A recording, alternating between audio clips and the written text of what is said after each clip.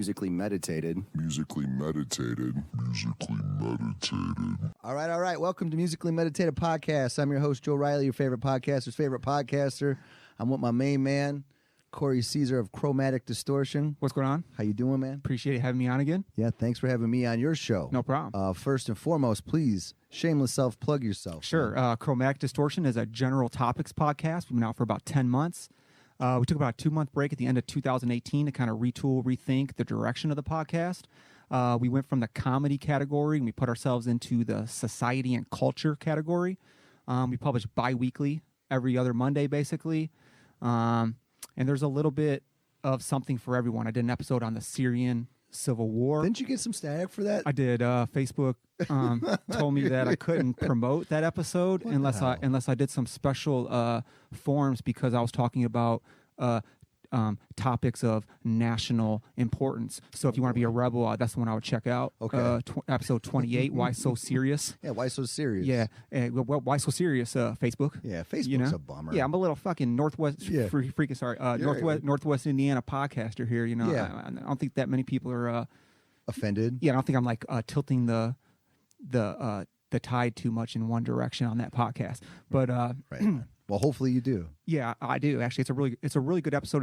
It's a good topic. I haven't listened to it yet. Yeah, it's really good. I would recommend that one. I cover some documentaries. You joined me on the Michael Jackson, the R. Kelly documentary. We talked. We did about a 2-hour episode. That was really good. It was good. Thanks for having me. Yeah, no problem. Got a lot of good feedback on that one. Did you? Yeah, a lot of listeners. Cool. I talked about the bat bombs and the arms race of World War II. I did an episode on meteors and the effects they have on society and religion. I do a serial killer edition, which is really popular with the folks. Yeah, thanks for not involving me on that stuff. Sorry, man. I'm going to get you in one of these. I know. And then I just do... It's all about me. Right? Yeah. And then I cover some current events as well. So, like I said, it's a little bit... There's a little bit for everybody. The premise of my show is basically to bring a unique and interesting stories to light, and more importantly, to promote thought and critical thinking. And I think that's really important in today's society.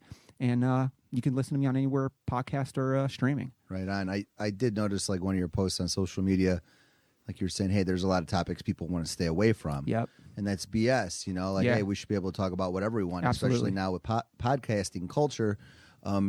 With Musically Meditated, I've always kept it pretty PC.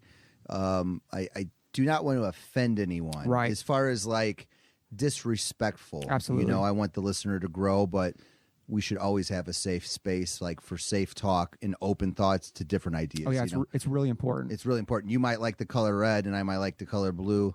Let me hear why you like the color Right. red. Listen to what I have to say about blue, and then maybe somewhere we can influence one another into a different type of thinking. Yeah, absolutely. You know, so yeah. Oh, absolutely. So I tip my hat to you. I think moving forward to it, Musically Meditated, like when I don't like what you like, I might start I don't know, poking the bear a little bit. Yeah. When it comes to maybe something a little bit more controversial, Right. because I've always kept it positive. I want to keep it posy still, but you know, I'll do some stuff like a little clickbaity or whatever in the past, and a lot of people are still attracted to that negativity or something a little bit more stir the pot, so to speak. That does it does sell, man. It does sell, you know. So I'm not going to sell out all the way, Yeah. you know. But I think in the future, I'm gonna. Yeah, I think free thought, critical thinking, and discussion among humans is super important. Definitely in today's society with the clickbait mentality of headlines, no one gets a real story of anything, Right. and then people post memes. Like your political belief is a meme. Yeah. That's not real life. Right. Let's discuss this. Like why are you feeling this way, and why am I feeling this way? And let's come together as humans. That doesn't necessarily mean I'm a bad person. You're a bad person. Just we have different ideas on life. Absolutely.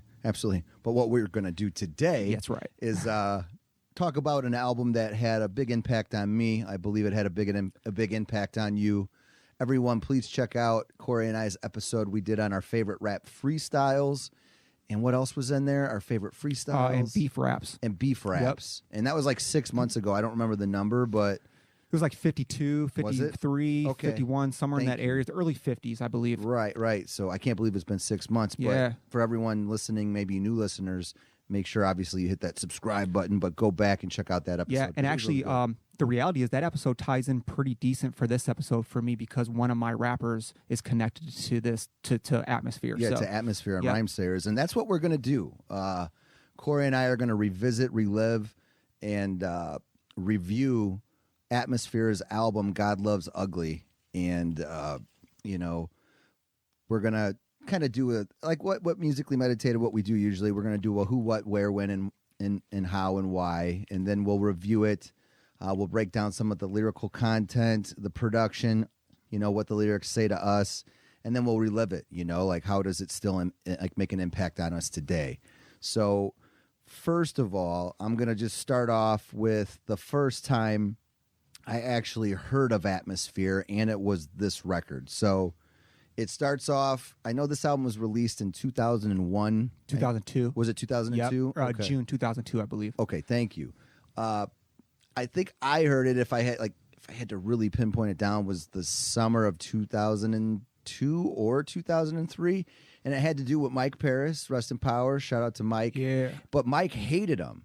And I remember showing Paris like a Chino XL freestyle. That kind of goes with our old episode. And Paris is like, "Is that Atmosphere?" I'm like, "Huh?" Like, who's that? He's like, "Oh, his girlfriend at the time, her name was Sandy. She lived in Chicago. She lived in the city. But then he met her in the Army, and then like she came back with him or something weird. But she was a huge Atmosphere fan." I'm like, "I don't know who that is." It's like, "Oh, his voice sounds like him," which... Sorry, Paris, I know you're not here, but I don't really think their voices sound that much like it They all. don't. but that's the first time I heard about who Atmosphere was. And since he said he didn't like it, I was like, well, I kind of want to check it out now because he made the reference to Chino. Right. And Chino XL is an amazing rapper. Right. So I saw Sandy. I was like, "Hey, what's up with this Atmosphere dude? Blah, blah, blah." She's like, "Oh, he just came out with a record recently." I was like, "Cool, like, let me borrow it." So she let me borrow it, and it was God Loves Ugly. So I burnt it or whatever, and, you know, first listen, like, I liked it, but I kind of sat on it, you know, that nothing, like, particularly stuck out to me at the time. But then, you know, I would say after college, or maybe it was still college, I was getting into more conscientious hip-hop, more metaphorical hip-hop. I was really, really into some serious shit, like Immortal Technique was my guy. Yeah. You know, Wu-Tang Clan, MF Doom, like, just... really like reflecting back, like just diving deep into some badass hip hop, like Black Star, you know, just a lot of conscientious, like really lyrical, heavy lyrical stuff. And I was working at Costco, and this dude, Joe Hayes, man, shout out to Joe. I burnt him a CD of Immortal Technique, which it was Revolutionary Volume 2. And I'm like, man, I was just burning that for everyone. Like, everybody check this shit out. This dude's got something to say. Like, you know, it was revolutionary to me at the time. He's like, "Wow, man." He's like, "This is cool." He's like, "You ever hear of Atmosphere?" And I was like, "Yeah, you know." He's like, "Well, he just came out with an album. It was can't believe how much fun we're having." And he's like, "Look, dude, you got to check this out." So he burnt that for me. And that album has a totally different vibe compared to God Loves Ugly, because it almost has like a live sound. And I think at the time Atmosphere was touring a lot live with the live band. But I really liked it. And I'm like, "Is this your favorite shit by him?" He's like, "God Loves Ugly is still my favorite." And I'm like, you know what? I have that CD somewhere. So then I started jamming it, man. What are some of your early experiences with this album? So I actually found this album pretty closely to its release date. It was in a transition period in my own life. Was it like when we were in college? And we would have been right out of high school, so we'd been like 1 year. We'd have been 1 year removed exactly when this album dropped. So we'd gone through that first freshman year of college, basically. So everything was transitioning in our lives, right? From high school, like I said, just over a year of high school, and we were all like a really big, tight-knit group. The friends were disappearing. I had just a pretty bad breakup, and I was transitioning from childhood to adulthood. And just getting hit with like the real realities of life, right? Yeah. And I was, like I said, fresh out of a long-term relationship, pretty lost, and I didn't really know how to deal with my feelings at the time and how to express them properly or even properly process them internally, I guess, would be the way to put it. And at the same time, I really wasn't feeling rap. Okay. Because rap was changing. It was going from gangster rap to like that bling bling rap. Yeah, and that shit sucked. Yeah, and I really wasn't into that, so I couldn't relate to that music. Eminem was dropping, so I could relate to that because I was angry. You know, and See, that's a good thing. Not to cut you off, but Eminem for sure. Like, I gravitated towards him more than Slug. You know, the main MC of Atmosphere, maybe because of more of the edgy and the angry thing. But remember, like with the Slim Shady LP, he was diving into some more vulnerable stuff like relationship issues. Oh yeah, for sure. You know, so Yep. there was always a connection Yep. with M and Slug. But go ahead. Yeah. So, like I said, Eminem was blowing up, and I was getting into more of like the freestyle battle rapping. That was my thing because it was angry. It was, they're talking smack about people. Like, our last episode. That's what I was kind of. At my time, that's what I was getting into. So I found this dude Idea, and I loved Idea. He was my favorite freestyler at the time, and that's when Napster was big. And that was Ryan. He was with Rhymesayers, right? Yep, with Rhymesayers at the time, and he was actually touring with Atmosphere at the time in the late 90s. Okay. So they actually had a group together. Him and Slug did they called the Orphanage. I think it had like Sage Francis in it, maybe Brother Ali. Okay. So they were all part of Rhymesayers, the Rhymesayers record label, but they did an own group prior to this called the Orphanage. Okay. So that's how I first found this album, and the first song I heard was "Fuck You, Lucy." It's like one of the ones that popped up when you were like searching for. I think I searched for Orphanage even, and that's how I found this song. But do you remember like who showed, like really digging back, like who showed you Idea? Because this is before I was just looking up freestyle raps, and he was really big in the. So he was winning all the Scribble Jams. That's when Scribble Jam was big. The Blaze battles on HBO or whatever. Yeah, he actually won that and got offered.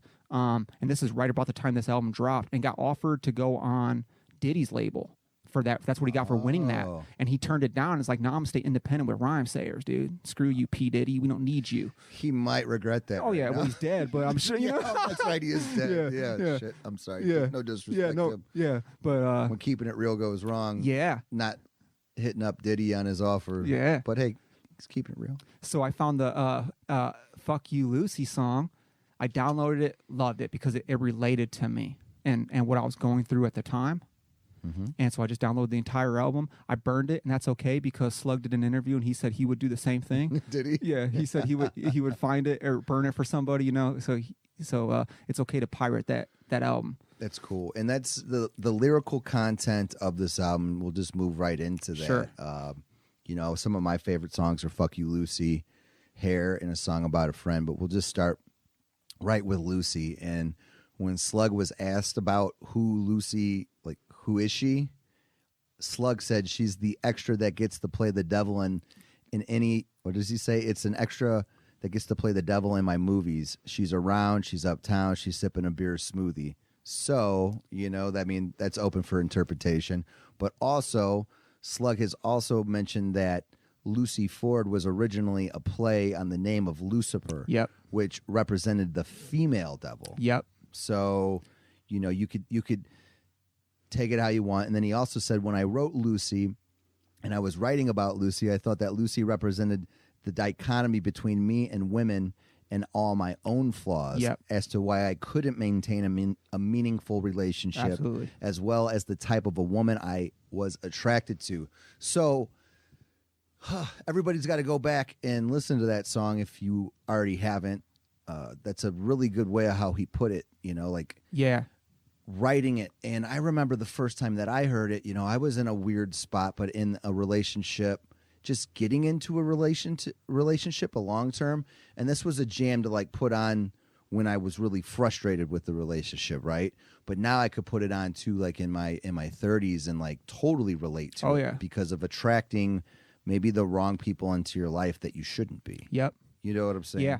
And he also thought, so just for reference, Lucy it's not a specific woman to him. It's all women. It's all the relationships, all the struggles with women, all the struggles with alcoholism, all the bad things he's done in relationships also. So that's the way I look at this album as like a self-reflect on life almost. Mm-hmm. And that's what I loved about this album is it taught me to embrace my troubles, to that my anger and my aimlessness was my issue and nobody's else. And I think that's what came out in these lyrics. Yeah, there was some other stuff that I read too, like going really deep into who Lucy is, and a lot of this, like, what is he exactly writing about? There's a popular opinion that Lucy is the state of hip hop at the time. Yeah, I've heard that too. So that's real artsy fartsy. There was also a claim that Lucy is cocaine. Yeah. So a whole reference to cocaine. So, I mean, the really good lyricists do exactly that. Absolutely. So you could relate to it how Man. you wanted to at the time, right? Dude. I related to it the first time I heard about it in my early beginnings of a long-term relationship and having struggles, so I could relate to it that way. So this is an album that's really hard to listen to if you don't get it, right? So if you're not willing to listen to the lyrics, because Slug's very metaphorical. Very metaphorical. Right? So you have to, and what's great about these metaphors is that you can, what's the word for it? You can use them how you want to use them. Does that make sense? Yeah, like they're you can open, it's open for interpretation. Absolutely. And they're so good that they can mean 1,000 different things. Yeah, that's it's just like a brainstorm. Every time you put this on, I mean, it has a flow to it, right? It has a feel, but you could take something out of it, whatever you want to. I think I hear something different every time I listen to it. Yeah, it's very, very special. Another thing that Slug said, in retrospect, when I look back 10 years later, I'm like, man, by no means was I trying to be disrespectful to any particular woman in my life.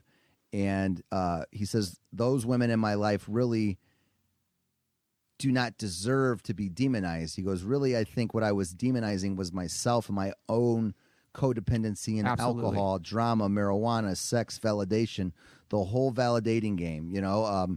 He also said, I really don't think that any of these people were bad people. I think that more so I was caught inside the cycles and the circles of bad people, and I couldn't get a break away from it. And then going from one codependent relationship to another to a point to where it just kind of swallowed him up, and he just decided to rap about it. And I agree with this 100%. Oh yeah. I mean, the lyrics say it all. It's and I'm gonna cuss here. Sorry for the listeners. It's all right, man. But fuck you, Lucy. He's like, I want to say fuck you because I still love you. No, I'm not okay, and I don't know what to do. Right. You know. And he's like, I want to scream fuck you, Lucy, but the problem is I love you, Lucy. Yeah. So instead, I'm gonna finish my drink and have another while you think about how you used to be my lover. My lover.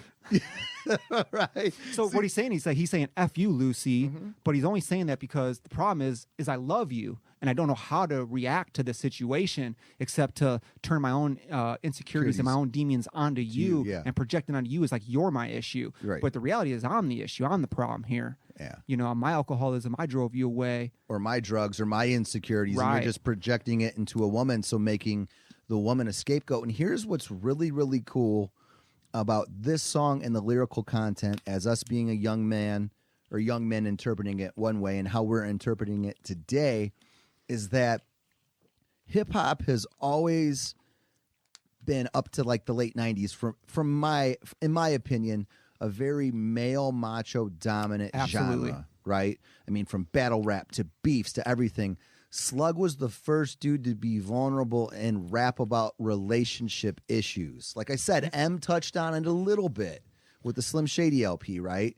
A little bit. There was like the Kim song or whatever, you know, like he was there, but Slug made it okay for you to be a man, I felt, or a listener. Absolutely. And tune in and be like, I totally get what you're talking about. And I felt that. Yeah. Like that was important for me. It was. Because I held all my anger in. Yeah. And I didn't know how to deal with that anger. And here was a dude as a man, like you said, and he's like, listen, I'm going to tell you all about my problems. Right. I'm going to wear them on my sleeve. Wear them on my sleeve. Live life. Yeah. God loves ugly. Yeah. Love life. God loves ugly. And what else is cool too, I think there was one rhyme on this. He's like, you know, that bitch, that one that drives you nuts. Like, but he never refers to women in a negative way at all. And when he did that one verse, he's like, oh, my bad. You know, the one, like, he kind of goes back, but like, he never like puts the blame on the woman in particular, or he never speaks disrespectful about a woman as like a bitch or a slut. Right. You know, like when a lot of that in hip hop culture at the time, I mean, and still to this day, it's very prevalent. Absolutely. Even Eminem at this point. So his always ended at like real anger and like, oh, I want to kill you and slash your throat and Bonnie and Clyde, throw you in, you know, that kind of stuff. Where Slug ended his in like remorse. Right. Like, I know what I did wrong also. Right. And I could have been better. Yeah, man. He, I just, you know, like, it speaks to me in my 30s. Like, I don't know, like when I listened to it today, there was like some cheesy moments, like where I was like, damn, like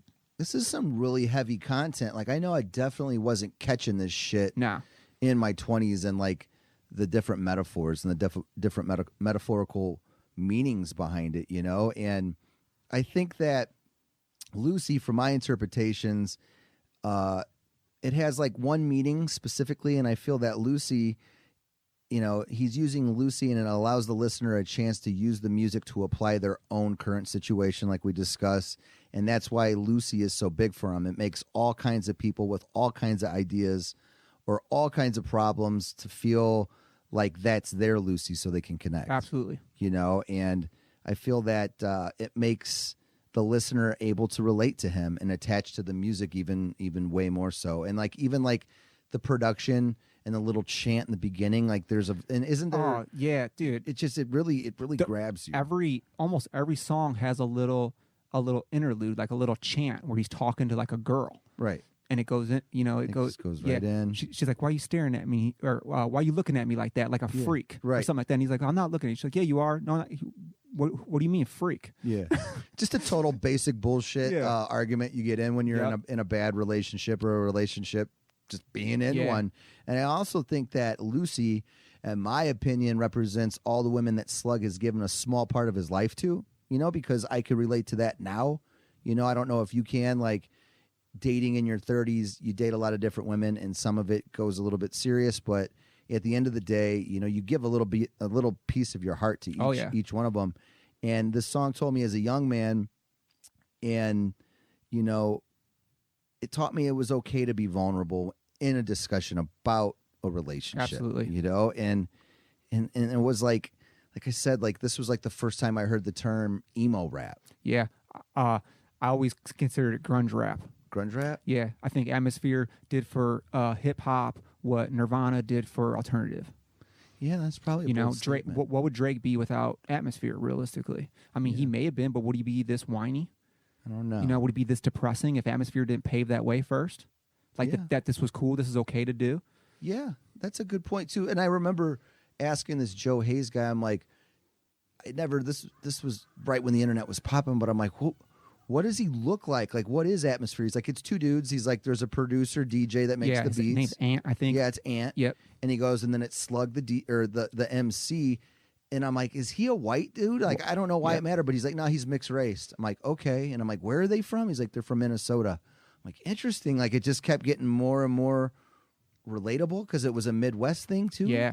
I don't know. Yeah, and they had a lot of big acts at the time. And most of them didn't sell out, and he never sold out. He sold a ton of records, and never went out of indie, never went out of that independent level. He label. always kept it indie. Always kept it the same label. Yeah, Brother Ali. Who else is on there? Sage Francis. Ideas and Abilities were on it for a long time. A$AP Rock. A$AP Rock. Yeah. Not to be confused with A$AP Rocky. Right. POS is another one too. Yeah. Brother Ali. I think you already said. Yeah. There's a few of them. There's quite a few. Yeah. There's a whole little group, and they're still active today. There's still about 7 or 8 people on that roster, I think. Oh yeah, and A$AP Rock just put out that Malibu Ken this year. I mean, he's doing big things, big things. But yeah, and Murs was another guy, and Murs does a lot of independent stuff for like Murs was on that. Yep, for sure. Remember, so a bunch of guys. He did open the gates for a lot of indie people in indie MCs. Yep. Absolutely. But now we'll move on to the song right after it that I really liked, and it was the song Hair. And I get this one now. I loved it back in the day too. I remember like showing it to my dad.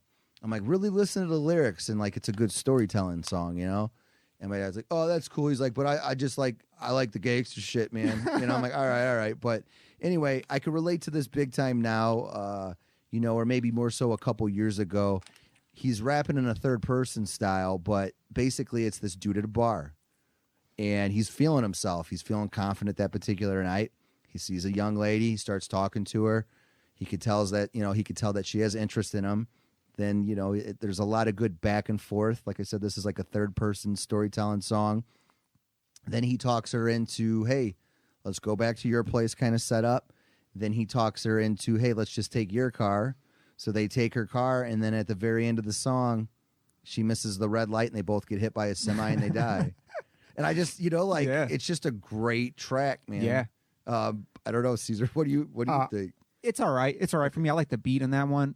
It's not one of my favorites. Okay. On that album, to be honest with you. I just love the storytelling and like the whole thing. Like he's building you up, kind of.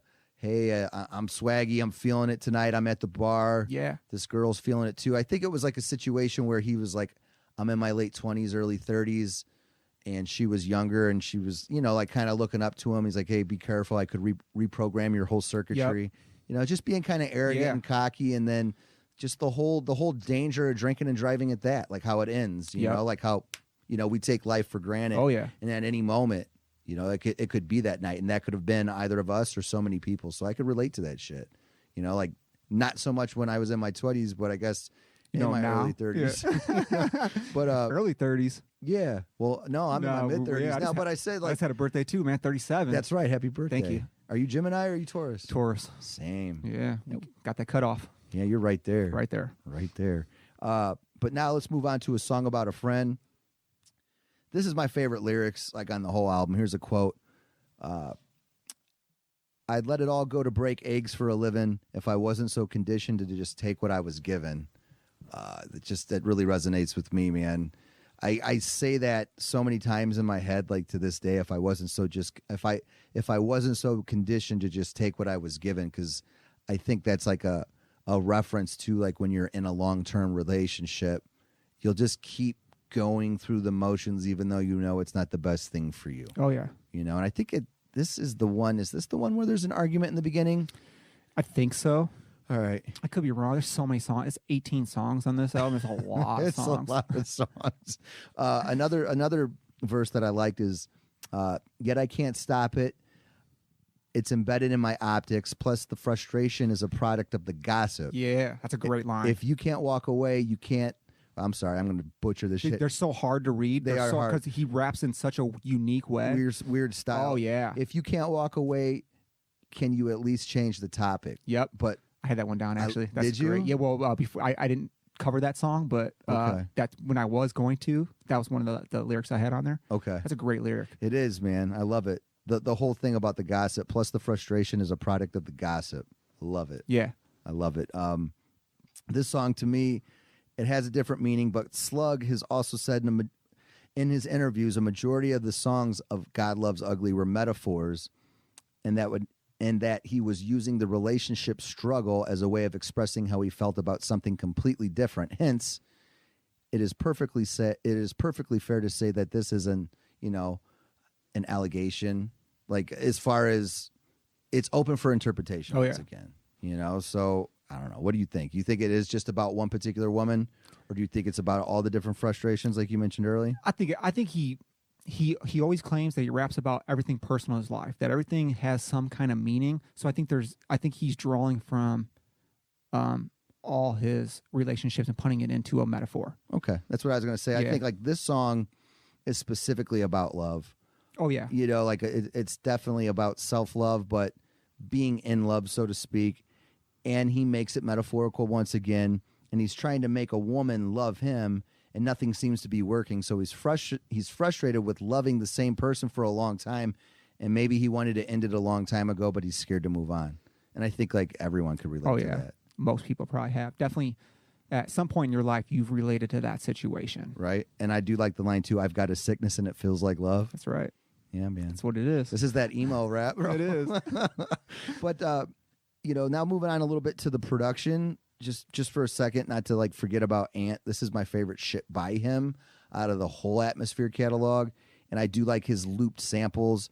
They're very crafted. You could Sick. tell he spent a long, long time digging through the crates to get the right records to put behind the right beats. Oh yeah. I mean, I don't know if anyone could have done a better job putting beats to the way Slug rapped in this album. Mm-hmm. They just match so perfectly, and I love the old school beats. I love the jazz feel. Like the piano samples. Oh, it's so great. Yeah, man. Yeah, just old school. It is old school. And that's what brought me back too, because the beats were changing also at this point in our life. So that was a nice little throwback also for us. Yeah, kind of had that old just that old hip hop vibe to it. Like that's where I was like, where is this dude from? Oh, he's from Minnesota. That's different. How about some of your favorite lyrics? Do you have a list? Yeah, so we already did the the Lucy song, and then my next favorite song would have been, well, actually my favorite song on this entire album is Love Life. Okay. That's my favorite song. And some of the lyrics I like is, And when the soul begins to reap, I think she'll know me from the sleep. I keep caught in the corner of my bloodshot eyes. And if she has the nerve to let me dump a couple last words, I'm going to turn to the earth and scream, love your life. Yeah. That's great. It is, man. It's just, I mean, he's just letting you know that, like, just no matter what happens, just love your life. And he even says he might be, he might have bloodshot eyes. He might not have slept in days. And if he's on his last, like if he's out, like he's dying, he's going to just turn to the earth and just scream it. Love your life, man. Still loving my life. Yeah, that's a really great song. Yeah. Dude. And he says, love your life, quite cliche, but I guess that's me. A ball of pop culture and some arms and feet. Yeah, it's perfect. It's perfect. I think, he, with that song, it's like he wants to be positive, but he knows that love and life is a struggle, although he sees a point to the end. And sometimes, we question our existence if it means anything or if we do mean anything. And there are going to be depressing times, but to stay positive. It's like a very uplifting song and a very poetic song. Yeah, and then the chorus, actually, it's like, how many times must you prove you're an angel? How many more demons do I have to strangle? How much longer must I remain in this dream before I finally figure out if you're insane or a genius? And I think he's talking about his brain there. So I think he's like inside his mind here, and he's like, how many times do I have to prove that I'm good? How many more demons do I have to like get out of my life before you accept me? And then how much longer must I remain in this dream? And then he don't even know if am I insane or am I a genius? Yeah. That is a good. Yeah. Damn. At least that's the way I took it. Yeah, for sure. Yeah, it's just for the guy to be as poetic as he is, or especially as he was at a young age, like in his late 20s, just really flexing those MC muscles. Yeah. But to be as vulnerable as he was, like, it just really strikes a chord. Oh, yeah. Like, when I listened to that song today, I was like, man, this is like some heavy shit. It is. There's a lot of heavy songs in this. There's some heavy songs, re-listening to it, too, and reviewing it again. I guess some of it is dated towards the end with some of the beats. Like, there's like a Jamaican vibe. Like, some of the There's a couple songs I didn't really care for too much. Yeah. They were, like, not really... They didn't seem like they fit with this album, even, to be honest with you. Yeah. I agree. Like, but I guess it can't all be so serious. Nah, and you throw 18 songs out, a couple gotta be crap. I guess. Yeah, that was back. Remember that though with like rap, like everyone was putting out at least like 15 to 20 songs. Yeah, you weren't putting out a 9 album. You weren't putting out 9 songs for an album. Right. This was the way. This was pre iTunes, not just one single, then maybe buy the record. Right. Type shit. But Love Life, yeah, that's a good jam. Everyone should check out. Like, we all go through some dark times. But that's like a very uplifting, positive song. Yeah, that's one of my favorites. I like the God Loves Ugly. Oh yeah, that's obviously one of my. I mean, that's the. What album. does that mean to you, man? To me, what it means is that no matter how shitty I get, that no matter how down I get on myself, or how much pain I have in myself, that the earth still loves me, man. Right.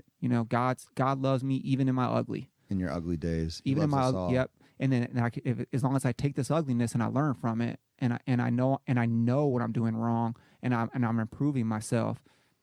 That's all I can do. That's all you can do. God loves me still. Right. The earth still loves me. I still have purpose. And that's what he was doing with this record. Like, man, I'm projecting all my insecurities into these women, getting frustrated at them, even though I'm a piece of shit. Maybe. Yep. Like maybe I need that self-reflective part, and I think that comes too with. Just growing up. Yeah, that's what this album taught me, was self-reflection. Yeah. It really taught me to look deep into myself and like self-reflect on myself, and just learn to take my insecurities and that it's okay. That it's okay. It's cool to have those feelings, and then just work them out. And then once I knew that I had these issues, now I can work on them. Now I'm not afraid to say them or have these feelings that. It's okay. Yeah, it's okay. It's okay. And it kind of got away from, for me, it helped like stop playing the victim all the time. Yep, absolutely. Because we're all guilty of that shit. Yeah, you always want to be like, well, fuck her. It's her problem. That's her problem. She did this to me. It's like, nah. And he says that a lot. Like, but then he always brings it back to like, well, actually, I was kind of, I might be, and I was on the drugs and I'm taking alcohol and right. Not really helping this out. No. Not getting myself in the best situation. Correct. With the best kind of women. Yeah, I don't love myself yet. Right. How can I love you? I think too with like the God Loves Ugly meaning, I think Slug is trying to relate, like bottling up all of his anger that he's had inside himself for a long time. That's created like self-destruction, and then a lot of it too with the alcohol and drug abuse, and just toxic relationships, and how all of that nastiness. It's all right. He still loves himself. Yep. You know, now God. Yeah, whatever you want God to be. Whatever you want God to be. It could be yourself, or Absolutely. it could be whatever it is. And, you know, I think this was a good release for him artistically, as far as, you know, making it an art form that's open for interpretation, you know, like through his lyricism, like to paint that picture, like Kurt Cobain would say it all the time, like, hey man, the lyrics are what you want them to be, like paint your own picture with it, you know, like it can mean a million different things. Like it's just something I wrote in my journal, and now I'm throwing it over some guitar chords, not to like take anything away from Kurt's meanings or his lyricism, because he was brilliant, but you know, the metaphorical hip hop and the metaphorical rhymes, like Slug is the guy. Oh yeah, and I think that's what a great song does is it allows you to interpret it different than me. Yeah. And then even the rapper or the artist to interpret it his own way, and then no one's wrong. Yeah. And it's cool, man, because like I said, I don't know if it's a man being able to dive into his feminine, you know, like to step outside your masculine side and get a little bit more into your feminine, like, or your feelings.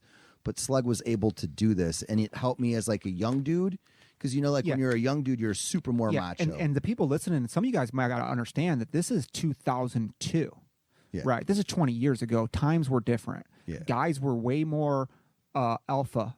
Yeah. All right. There were betas, but you didn't show your beta. Yeah. You know what I mean? It was frowned upon. Yeah, it was frowned upon to be more feminine. Especially like with hip hop, though. To digress, I mentioned that earlier, but dudes weren't rapping about shit like this. And like I said, I was going through a hard time, so I didn't like the rap. I didn't like what rap was becoming, and I didn't want to listen to the. I didn't want to listen to the alternative, because that shit is depressing. Okay. I didn't want to be depressed. Right. You know what I mean? Like I didn't want to like get in my feels that way. Yeah. So that's what was great about this album, was it was more positive. It was a more positive spin on the downward trajectory that I was headed in a sense. You know what I mean? Yeah. Yeah, for sure. And like I keep going back to what it was then to what it is now, but it did help me out back then to be in touch with my feelings a little bit more and cope with a relationship and deal with a relationship in stressful moments. And then, you know, it helped me prevail today and grow into a man. Like, it's so weird. Like, you know, that transition of teenager to young man, like young adulthood, young manhood, and to, you know, your early 20s compared to your early 30s. It's like a whole different ballgame. Oh, yeah. And it's cool that this album can still like tap into like who I was then in between and who I have become now. Right. You know, and I think it's just it's a brilliant freaking record, is, dude. I agree 100% with you know, I mean, it's one of my all-time favorite hip-hop albums. I think it's one of the most underrated hip-hop albums of all time. I read some stats, and there was some independent like magazines and shit that have given it the proper recognition. Yeah, as it should. I mean, this is a very polarizing topic and album to talk about, because I would say, you know, a majority of the listener that I've gained thus far, like, I don't even know if they listen to this. I know some people, like, shout out to Boyan. I know he's a Rhyme Sayers guy, and I know that there are some people that know about this, but like our buddies that we both know, not really, because I didn't even. So this was an album that I listened to by myself when I found it. Like, I'd put it on every once in a while, but just like, because, you know, we were listening to like CCA and Grind Family too, like, you know, when you go to college parties, and people just didn't like it. So, you know, I had the Bonnie back then, and you know, everyone liked the good bumps and the good highs and the you know, and you know, the bling bling rap, like that's what everyone liked. So that's what you played. You know, the women liked it. You know, no one wanted to put on this emo rap.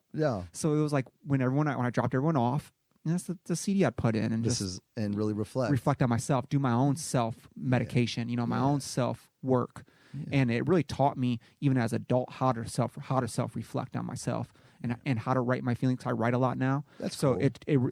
This album, I think, more than any album, helped me transition into that aspect of my life, into really knowing who I am and how to process who I am and how to bring that out of me. Yeah, the knowledge of self. I want to get into that at the very end, but I like how you brought up that time frame of it was like right when we were out of high school, early college, and everything did have to be, I don't know, kind of a macho hip hop Yeah. thing. Like I was into I guess what I'm saying is I was into a lot more of the conscientious hip hop and diving into Woo and, like I said, MF Doom and Immortal Technique. But I remember I would burn people that Immortal Technique Revolutionary Volume 2, and then after I was starting to dive into this more and more atmosphere, then I would flip the script, and then I'd be like, hey, check this out. And then a lot of people, it was like 50-50. Yep. Like a lot of them liked it, and a lot of them are just like, I don't know. Yeah, I recommend anyone that's going to listen to this album,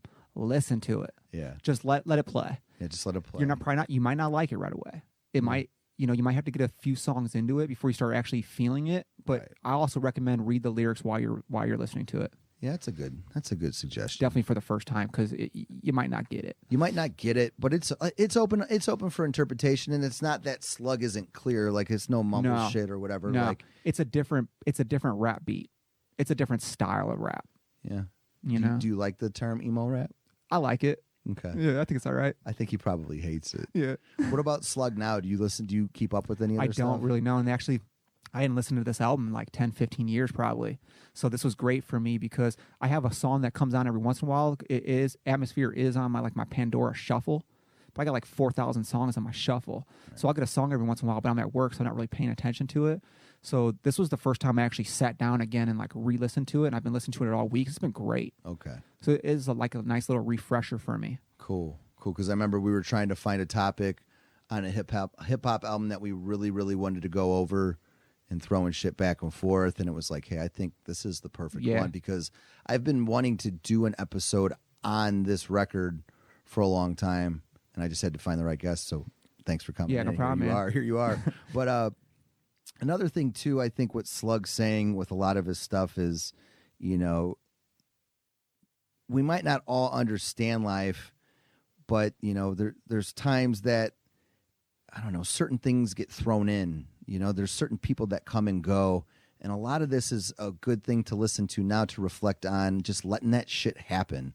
Even in a relationship sense, like you'll get involved with someone and they're there for a second and then it just goes away. Just let it happen. Right.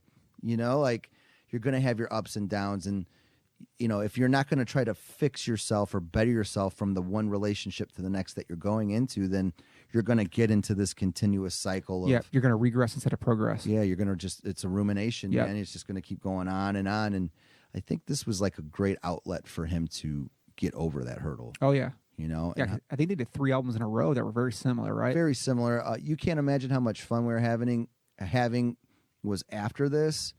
And then what was the other one? I can't think right now. But yeah, they were all very similar. There was like its little peak. I had to look it up online.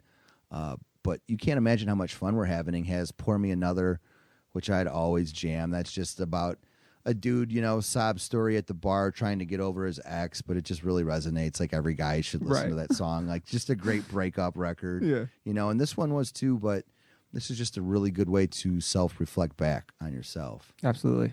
But now I'm going to move on to a little segment called I Don't Like What You Like. And I went to Dark Lord Day this past week. And for those of you that don't know, I guess national listener, worldwide listener, Dark Lord Day is a specific day that Three Floyds puts out their Russian Imperial Stout. And it's an amazing beer, and Three Floyds is an amazing brewery, so I'm not hating on them. But the weather was a little bit shitty, like it was a downpour. Shout out Northwest Indiana. Yeah, so they can't, it's really not their fault, but there was a few things that, like, I don't like what you like that was going on here at Three Floyds. They have bands that are playing, so I don't know, maybe you've done stuff with electronics and electricity, but they had a tent prepared for the possible shitty weather, right? And it was big, really big, and it was underneath, like over the stage and shit. But when the wind and the rain came, they stopped everything, rightfully so. But they're like, everybody don't stand under the tent.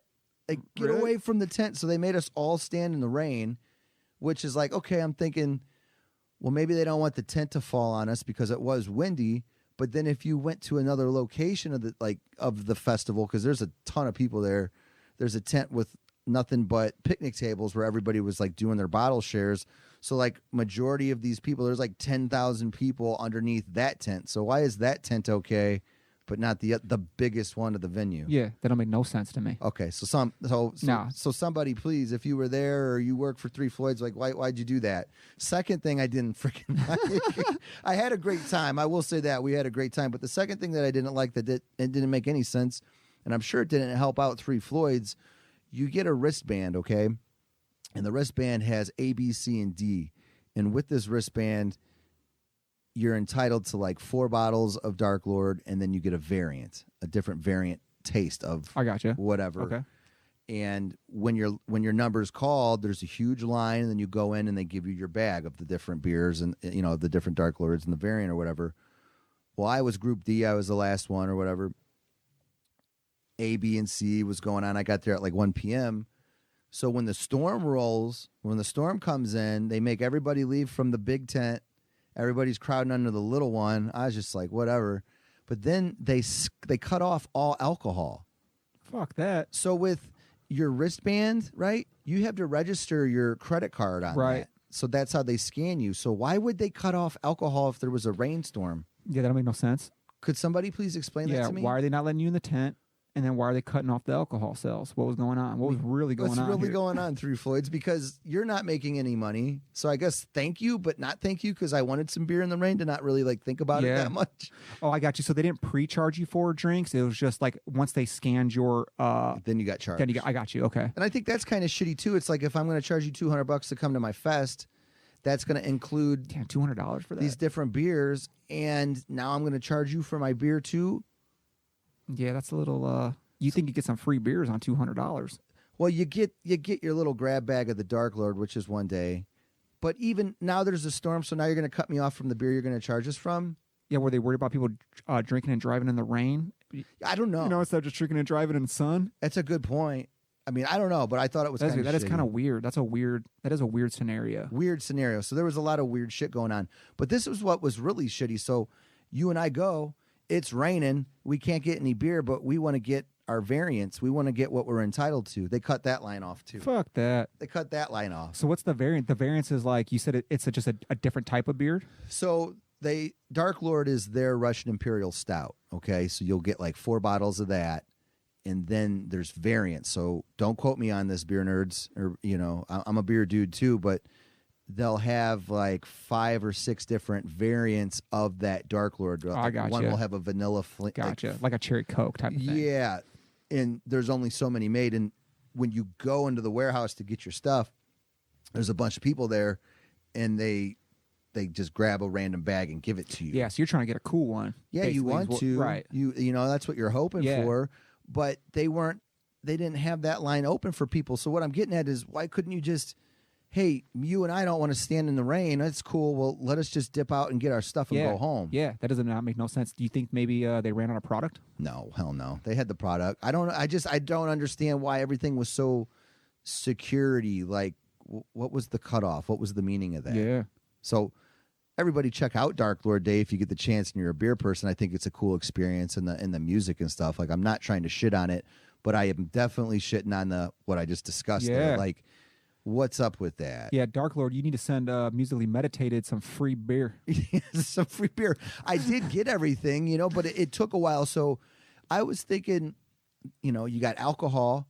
Now you're doing some questionable stuff of cutting people off. Yeah, which is weird. And you're saying you can't go under one tent, but you can go under the other. Yeah, the tent thing's really confusing me. Then now you're telling people they can't get the alcohol that they basically already paid for. So something bad is going to happen. Yeah. Like, this is like, I was like in the back of my head, like, this is like pre-riot shit. Yeah, something going on here. Like, are they expecting a fight? Like, there's something that might possibly happen. I wonder if they got some intel or something that someone's about to pop off. They didn't want to get people too intoxicated, or Well, people started shouting. You know how drunks are. Yeah. It's like, now we're waiting. People are cheering on. You got rain dancers. Yeah. All the inner hippies are coming out of certain people. Oh yeah, people are trying to dance to make it rain harder. Right. We're all soaked. I got to the point where I was just standing in the rain anyway, like whatever. Yeah, once But- you're wet. But the line, like when they cut off the different A, B, C, and D, I was D. They cut it off right before D. So I was like, all right. So we like kind of snuck towards the side. like met up with these two dudes and we were talking, and then finally you could tell like the tension, like it just kept building. So they finally let us in there. So we snuck in kind of like we kind of cut. I ain't gonna lie, but Yeah, I'm you glad ain't nobody cheating, got you mad. ain't trying. Ask Charles Barkley. Right. But at the very end, like I was saying, like things were getting hot and heavy. Like after we got our bottles, like there was like a fight. Like you could tell the tempers were flaring, and I think like a dude pushed like somebody's older dad down. What's the group age like there? Is it pretty diverse, or is it a younger crowd? That's a good question. I would say it's mainly probably 25 to 55, Caucasian. So it can get a little rowdy. Yeah. White dudes and beer. Yeah. Definitely you're young. You know how we were, Right. you know? Right. But I mean, you could tell there were people from all over the country, from all over the world. Like it's a big deal. Oh, that's pretty cool. In the beer world. But yeah, that's what I like. Don't like what you like, Three Floyds. You guys do some questionable shit. Like I know that you can't prevent the weather, but why are you cutting people off, and why are you forcing me to stay? Like that's kind of how I felt too. Like who really wants to stand in the rain for 3 hours? Oh, that kind of makes sense. That makes more sense actually. They were forcing you to stay there. But then they cut you off so you couldn't drink the beer. That's So I'm that's confused. counterintuitive. It is. So counterproductive. Maybe I mean I know they're all millionaires and successful, but maybe they could switch it up a little bit. Right. All right, Murder. Now how about you? Just real quick off the top, what's something that you don't like that everybody else likes right now? What I don't like that everyone else likes? Fuck. That's a hard question on the spot, bro. I know I got you on the spot. Is it the whole censorship thing maybe a little bit? Yeah. Like with that. Absolutely. All right, let's get into that. Censorship, the non-critical thinking. I think they don't even teach critical thinking classes in school no more. Let's put it that way. Right. So they've taken that out of the curriculum. Okay. Which I think is crazy, because one of the most important things is the ability. When we were taught in school, they gave you information, and then you had to learn how to put those pieces of information together and make a thought, right? And to make something of that. And we were always told, don't read, don't believe what you read, and make sure you check on everything. And nowadays, that's just not there. There is no critical thinking. It's someone tells you a story, and that's truth. Okay. And I read a headline, and that's truth. And then we want to shut down other people's opinions simply because it's different than ours. That's insane. That's dangerous, I believe, to our society. Whether you believe what they're saying or not, you need to let people talk. Because if you don't, let's just use the alt-right scenario for this conversation, right? Okay. So people hate the alt-right. They don't want the alt-right to talk. They don't want anybody that they feel has a different view than them to speak. The problem is that they're saying anyone that's a Republican or anyone that has any kind of conservative value at all on any topic, it could be socially or economically, then you're all automatically alt-right, you're automatically a racist. And that's dangerous, because now you're allowing the real races to be protected, because now there's 65 million people voted for Donald Trump. Whether you like it or not, 65 million people voted for him. That's a big group of people. So there might be 30,000 white supremacists in America, and now these 30,000s they get to hide out with 65 million people, and you don't know who they really are. Right. And you think like, well, we're fighting the alt-right. You're not fighting the alt-right. You don't want to fight the alt-right. Like, that's a dangerous group. No one wants to fight that group. We should be treating these people like we treat the black Israelites, and that's to laugh at them and ignore them. Yeah, ignoring is the best ignore thing. them and laugh at them. Put them in the corner. Yeah. Who cares? Yeah, it's kind of like being teased at, or made fun of when you're a kid, like, or they give you a nickname you don't like. Well, you don't react to it, because if you do, then you're giving them all the power. Absolutely. And then they're just going to keep calling you that because they know you don't like it. And it's real dangerous, because we're not allowing people to give ideas, right, whether they're good or not, because they're scared. So people are real reluctant now to even share an idea, because they're like, man, I don't want to get doxxed. I don't want someone to take this maybe the wrong way. And so we're stifling thought, we're stifling ideas. And what makes America so great is that we have all these people, this melting pot of the world, and everybody has great ideas. And if we don't share them with each other, then how can we become as a whole? Because really what you're saying is that this experiment failed. Yeah. I mean, that's really what you're saying, is this because America's an experiment. Right. Well, let's think about it this way, and relating it and bringing it back to this album, God Loves Ugly by Atmosphere, talking about the hip-hop climate and the male macho dominant type of hip-hop at the time, especially when this came out in what year? 2002. 2002. What if Slug didn't do what he, what if Slug didn't want to be vulnerable and talk about his relationship Absolutely. problems? He knew a lot of rappers would be like, man, that is some corny ass white boy shit. Like, get that out of here. Slug couldn't do this album today. Eminem couldn't have done none of those albums today. Something to think about, people. Eminem could have never put those albums out in today's society. Oh, he would have been. He would have been castrated, Right. dude. He'd have been hung up on the. Right. Like he would have been thrown in jail. Right. You know. Think about it. Yeah. He would, like horribly. horribly. But like even with Slug, back to that. I like your topic, but with Slug being an MC that went there for dudes like us, we're 36 years old now. We're talking about how it made an impact on us when we were younger, how we were able to relate to it, Yep. and now. So if I don't know if it was today's standards and to what's okay and what's not okay to talk about. Imagine that if Slug was just like, I'm just going to stay on the same trendy ass shit. I'm going to call bitches bitches and Yep. hoes, and it's all their Yep. fault. Not reflect Yep. back on myself. I'm gonna be a robot. I'm going to be a robot. Imagine that. Yep. And we wouldn't even have this conversation today. And that's what makes me want to go into meditate on this. All right. And you talked about it. And I've talked about this in the past on a meditate on this, like closing out thing. But the knowledge of self. And that's what this album has really taught me. Sometimes, your heart desires make you do things you normally wouldn't do. Sometimes it makes you Absolutely. question your own acceptance or who you are as yourself. And I think Slug was able to see what was going on around him. And, he didn't know if it was right or wrong, but he knew certain things were driving him crazy and he had to figure it out on his own. Absolutely. And then I think that there's certain things in life too that now maybe he's more sure of. And I know that I am. And, you want to surround yourself with good friends and family. And the best way to learn yourself, like the whole term knowledge of self, is by surrounding yourself with successful people, right? Absolutely. To move forward. And, sometimes, I think he reflects on all the beautiful times that he had with certain relationships and reflects on how it was worth it and how he learned who he was as a person.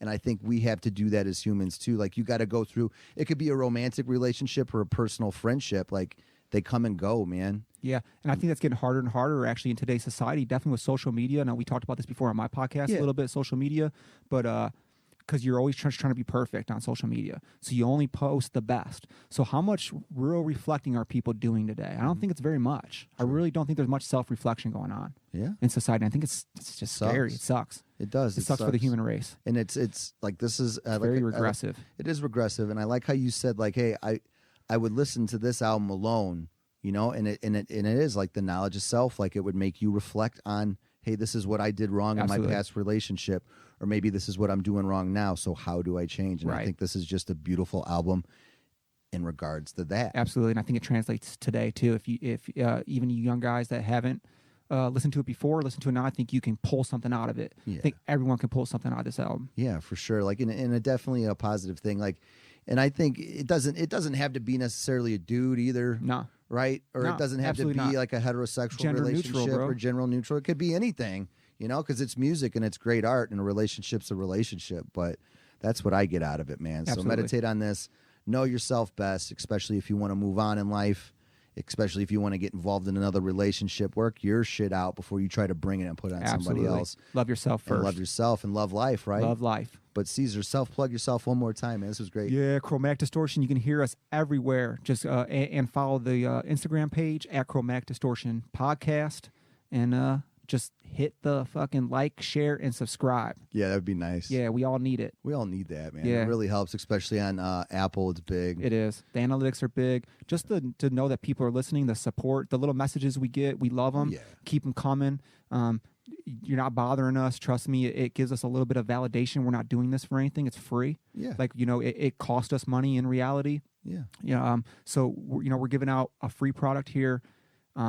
Just the congratulations is enough for us. Yeah, And congrats. And check out this album, man. God Loves Ugly. It's great. absolutely. It's a great record. And everybody, please subscribe to Musically Meditated if you already haven't. Share this. I know we'll probably have some listeners, some first-time listeners. So, hit that subscribe button, any platform that you're listening. Musically Meditated is available everywhere. And then please go and check out Cory's too. You know, he's touching all kinds of subjects. Yeah. Not necessarily like I am, just music related all the time. You're all over the place. Yeah, we're and it's getting great. deep. We get real in depth on a lot of our episodes, so it's a real good learning experience for most people, and that's why we do it every other weekend, because I like to be real prepared on those episodes, because I like to give a lot of knowledge and a lot of information for people to think about. Right. Yeah, you do your homework. And the last time I was on, it was the Michael Jackson and R. Kelly episode. You had your format and you had your shit together. Yeah, and I got that from you, man. So I appreciate that. Because like the 2018, I was winging. I had no notes, and you're like, you got to take notes. You do, man. Yeah, and it did. You got to keep it going, but you're doing very well, and I'm happy, Appreciate man. It's very good. But yeah, everybody, please subscribe, check it out, and make sure you check out this album. It's a classic for me and Cory. For sure. So Cory, thanks again for coming out. Appreciate having me. Thank you. Alrighty, All right, adios. bye. I'm musically meditated. That's right. I'm musically meditated. That's right. I'm musically meditated.